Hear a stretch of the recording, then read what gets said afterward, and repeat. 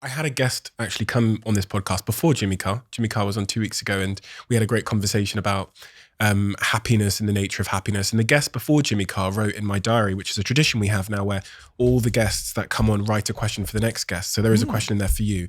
But the guest wrote a question which changed his life, which is, are you happy?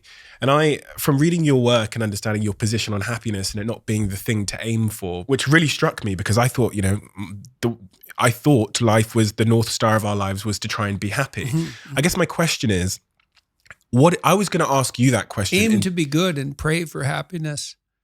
So the question I was going to, is pretty much that is, what is a better question for me to ask you if I'm checking in on you? Because we asked that question with good intentions. Are you happy? What's a better question for me to ask Jordan Peterson?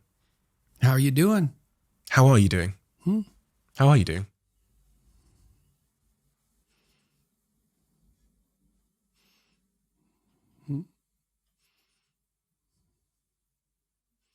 Brilliantly and terribly.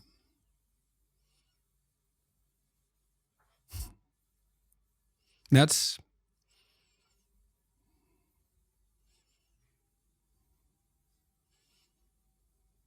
when you listen to a profound piece of music, one that sort of spans the whole emotional experience, it's not happy. Happy is elevator music, and probably you just shouldn't listen to that at all, right? And you think, why? Well, it's harmless, it's treacly, it's sweet, it's simple, it lacks depth, it's shallow, that's a problem.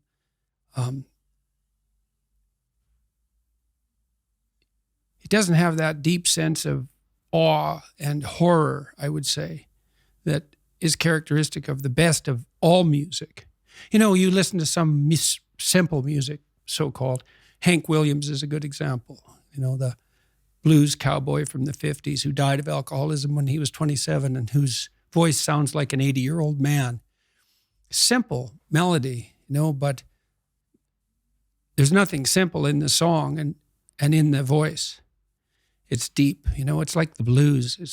It's like black blues in the States from the 20s, and this was certainly influenced by that tradition. There's this admission of a deep suffering at the same time as you get the beautiful transcendence of the music. And that's meaning, that's awful in the most fundamental sense, but you need an antidote to suffering, and it has to be deep. And deep moves you tectonically, and it's not a trivial thing. But that's better than happiness. And maybe if you're lucky, while you're pursuing that and while you're immersed in it, you get to be happy, and you should fall on your knees and be grateful for that when it happens. It's a gift. It really is a gift. And it comes upon you unexpectedly, your happiness, But you aim to climb uphill to the highest peak you can possibly envision.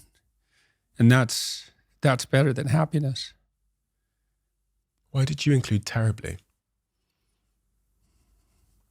Well, for example, now when I go, wherever I go in the world, people come up to me and they're usually, I wouldn't say they're happy to see me.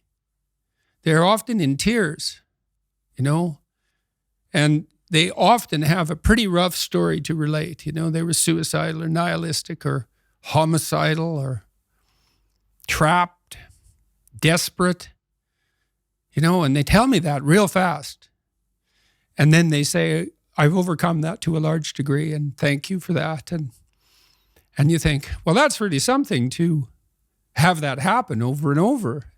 In some ways, you might think, well, how could anything better possibly happen to you than to have people come up to you all over the world, strangers, and open themselves up like that, like they're old friends so quickly. But at the same time, it's an awful thing, because you see, even in the revelation of their triumph, the initial depth of their despair.